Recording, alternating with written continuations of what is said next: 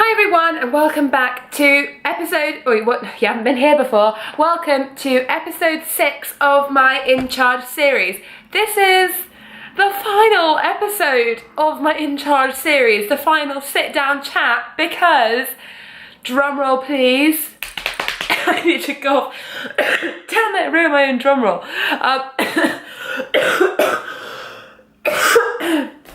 Sorry, anyone who listened to the podcast yesterday will know I have a cough because I was being pretty gross during that as well. So, oh man, I haven't even got one to hand. What am I like? I'm getting sloppy, that's what I'm getting like. Right, so episode 6, last episode, because this time next week, this bad boy will be on the shelves. Woo!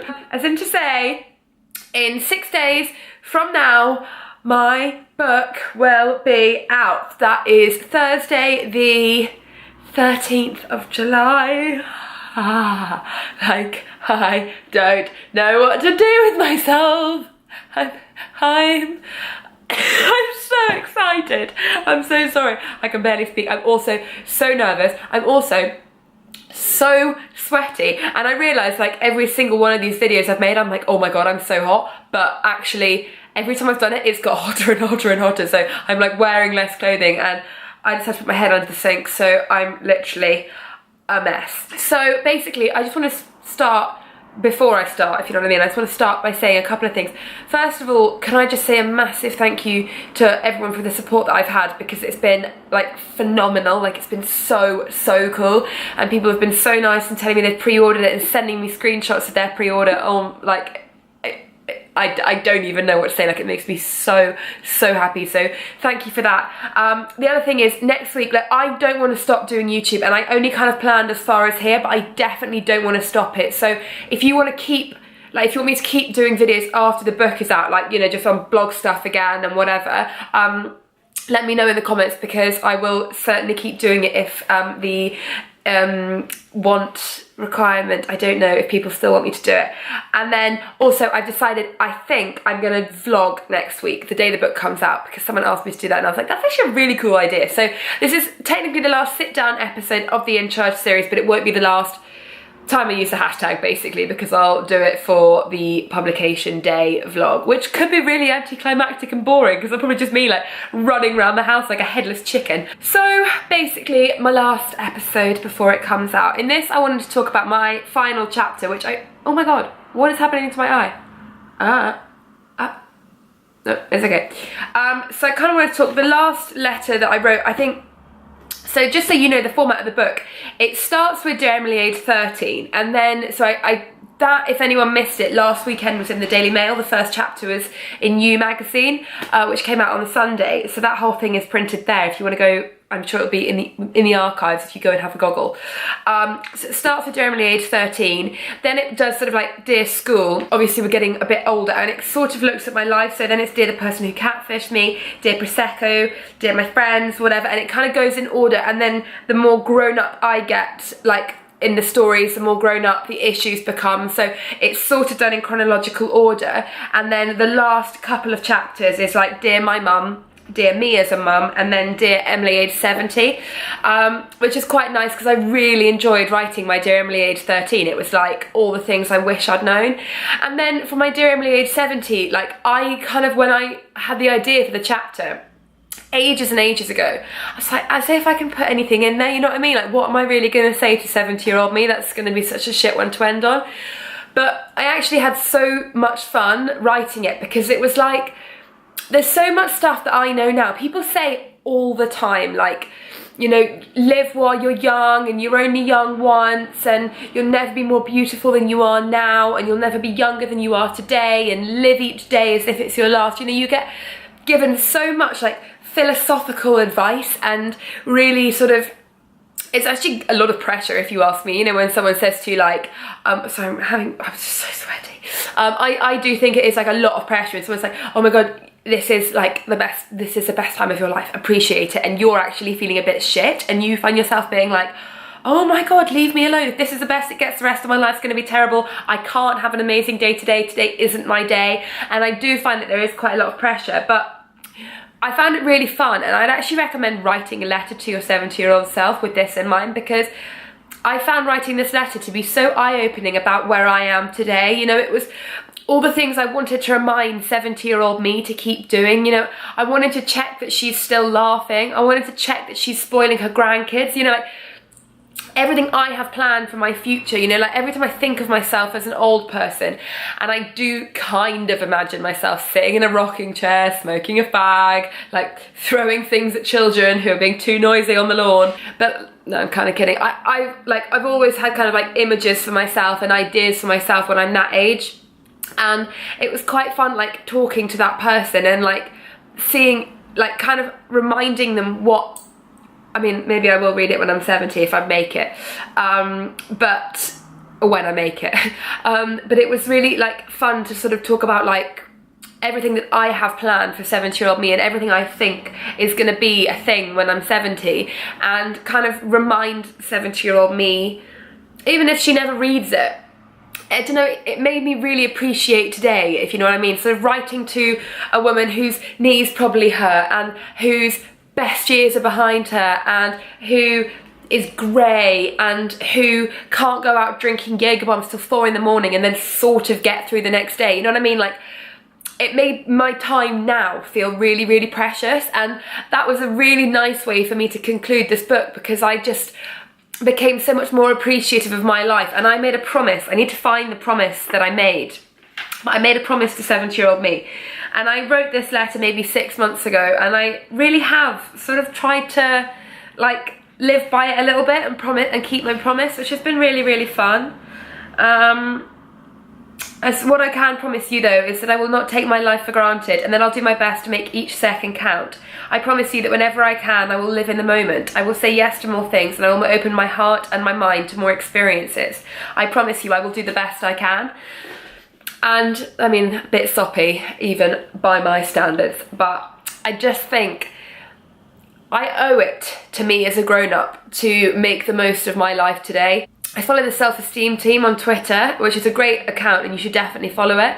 But they put on Twitter this morning and they were like, so 6th of July 2017, what have you got in store for me today? And you know, sometimes when you wake up and you're having really like deep and profound moments, like I had one this morning and I was like, oh my God, it will never be the 6th again. It'll never be the 6th of July 2017 again. This is my one shot at this day.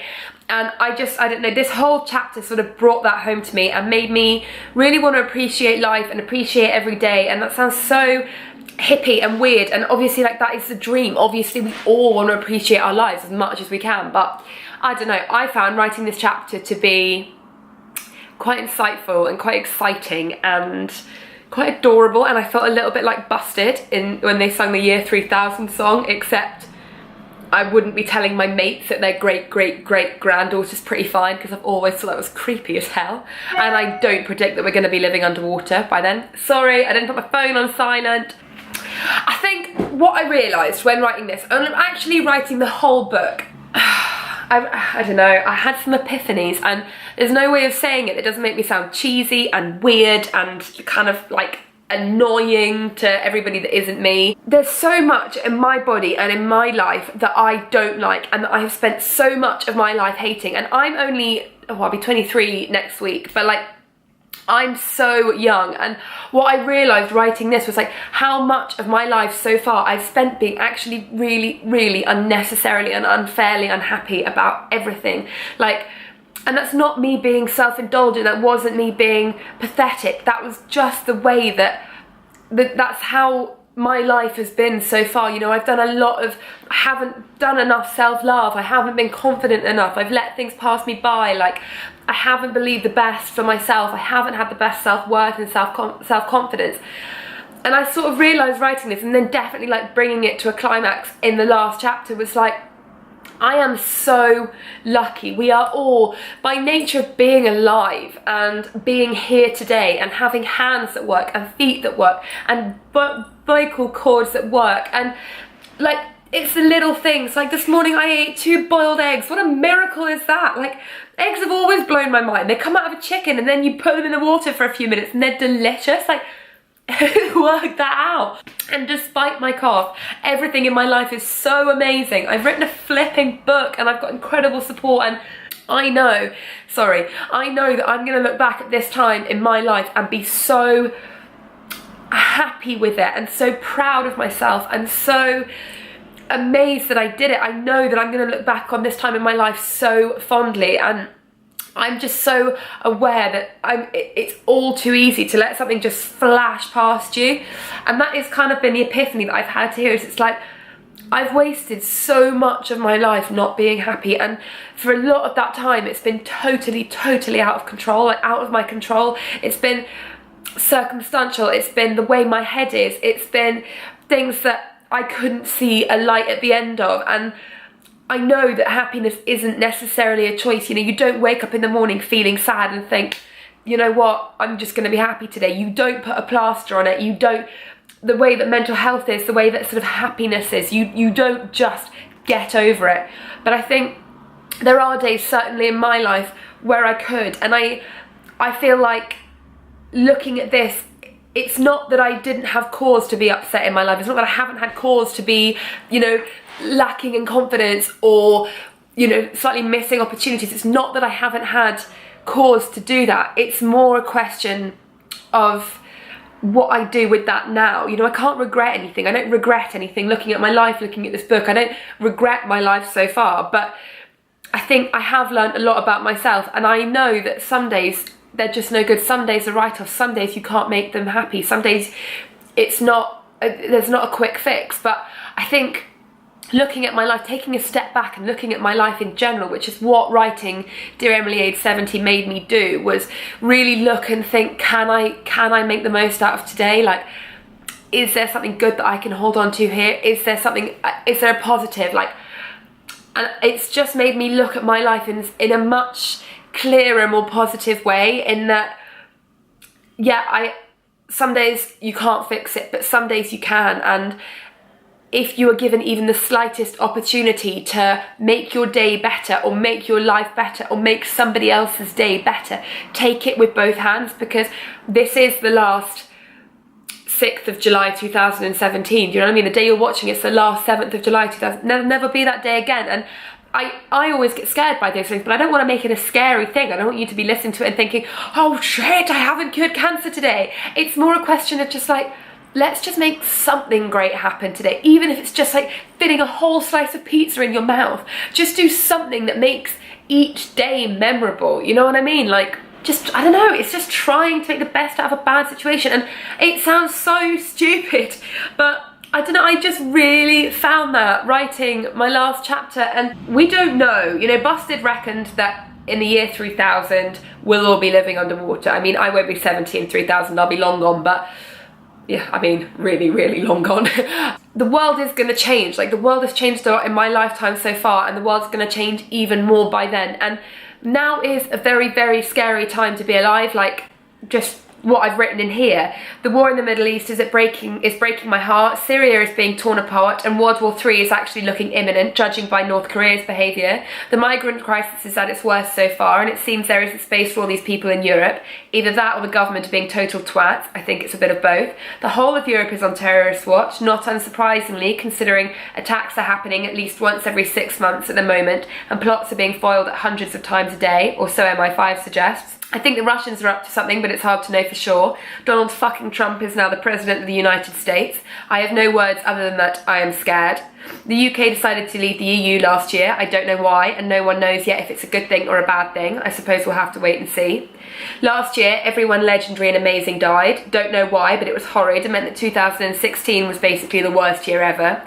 Mental health issues are the words on everyone's lips, but no one's doing an awful lot about them. They're still not explained properly, and more people than ever are suffering with them. Current statistics suggesting 1 in 4. We're social media obsessed, but haven't quite yet got the hang of using it like the decent human beings they probably are. There's There's a trolling going on, and quite a lot of the older generation are understandably wary and frightened of it in equal measure. Feminism has come on leaps and bounds, but sexism is still rife. I still regularly get shouted at from moving vans, and the battle for equal pay continues. Models still look critically thin, and clothes are not being made to fit the average size of women in the UK, which at present is a size 16. The plus size movement is good, but for every curvy woman I see in a campaign, I'll see 10 more magazines covers telling me how I can blast my body fat, so I don't think it's good enough yet. At the time of writing, we have a female Prime Minister again, which is great, but we didn't actually vote for her, although we may have done by the time this book is published. We did, but people aren't very happy about it. So I'm not sure I can comment on a breakthrough in society yet, because we didn't get a choice in it. Everyone has diabetes, no one can afford anything, and house prices are way too high. The NHS is at breaking point, and there's no money for anything. There's crap phone signal pretty much everywhere, trains are always running late, and every other motorway in the country is undergoing roadworks. Animals are facing extinction everywhere because we're greedy bastards who are killing them for sport. Seriously, someone shot a gorilla last year. The ones that aren't getting shot are in trouble too, though. We keep chopping their houses down to make room for more human houses to get wood and palm oil. The ice caps are melting, and that's our fault. The whole world is polluted to shit because we're incredibly wasteful in every element of our lives. And there are more people living on the streets than you would believe. Basically, it's all a bit shit. Here's hoping it gets better. It's basically the long and short of that. The fact is, right now is a scary time to be alive. Christ knows if in 2050 or 60, whenever I'm 70, if the world's going to be any better. I don't know. Right now is scary. But the thing is, writing all that down, I was like, Jesus, there's a fucking mess here. But the thing is it is our mess, and it is our home, and this is my one chance to be my age and to be what I am and to be proud and to work hard. I will never get a chance to work harder, to be younger, to be anything that I am right now. I just have to do myself justice so that when 70-year-old Emily looks back at this time, she can be like, babe, I am so fucking proud of you. And that's what I'm working towards. That's what that letter was. That's that, really. I don't know if I should have read out extracts from the book, but at this point, give a shit. Six days till it comes out. So that's that. That's the last chapter. Classic spoiler alert, reading out the last fucking chapter, obviously. Nice one, Em. Guys, all that's left to say is thank you so much for everything. I am so painfully aware this book would not be possible without the readership, without the viewership, without you guys being fucking amazing, without you pre-ordering it and being so supportive. Thank you. Honestly, I cry about this once a day. I am so grateful to everyone for giving me this opportunity and for being so cool and so kind, and it just means more to me than anything in the whole world. This book is my baby, and I'm so excited that other people are so excited by it. So thank you so much. I'm gonna go and weep now. But guys, oh yeah, I guess all that's left to say other than thank you is if you want to pre-order it, obviously not too late, and then it's available for like normal order or normal buying next week. If you want to pre-order it now, it will arrive on the day it comes out, save you going to a shop. Link is in the description box below. If you want to find me on social media, you can do. Obviously Twitter and Instagram and stuff. I will be basically tweeting the shit out of this thing. I've got so much exciting stuff coming up alongside the book, so keep your eyes peeled for that. I will be vlogging next week, and so that'll be fun. And I'll upload that the following Friday, but Christ knows what time, because with any luck I'll be very hungover. Guys, thank you so much for watching. Remember to be happy, and seriously try and write a letter to your 70-year-old self, because you'll be amazed. I mean, it's a great feeling, oddly enough. But yeah, thank you. It's more than you'll ever know. Thank you, thank you, thank you. Have a great weekend. I hope it doesn't get any fucking hotter than this, or we'll all be melted. I will see you next week with a new video, and if you pre-order the book or when it arrives, please send me your photos, because that's just the coolest thing that's ever happened to me. Right, so much love guys, see you later.